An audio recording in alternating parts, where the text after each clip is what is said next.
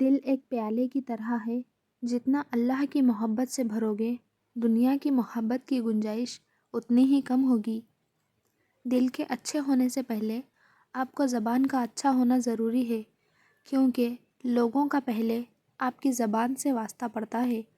دل تک تو کچھ خاص لوگ ہی پہنچتے ہیں۔ تم جو بھی علم سیکھنا چاہتے ہو سیکھ لو، پر اللہ تمہیں علم کا فائدہ اس وقت تک نہیں دے گا جب تک تم خود عمل نہیں کرو گے۔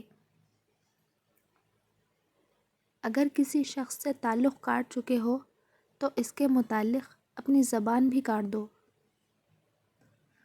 ذکر صرف تسبیح کے دانوں کو گرانے کا نام نہیں، یہ تو ایک پوری شخصیت کی حاضری کا نام ہے۔ اللہ ایک واحد ذات ہے جس سے دکھ بانٹ کر دل کو سکون ملتا ہے۔ تم استغفار کرو، اللہ تمہاری ہر کمزوری کو قوت میں بدل دے گا۔ بہترین کی خواہش تو سبھی کرتے ہیں، مگر بہترین پانے کے لیے بہترین بننا بھی پڑتا ہے، کیونکہ پاک تو پاکیزہ کو ہی ملتا ہے۔ پریشانیاں تو آتی جاتی ہیں اور آتی جاتی رہیں گی، بس تم اللہ سے امید مت ہارنا۔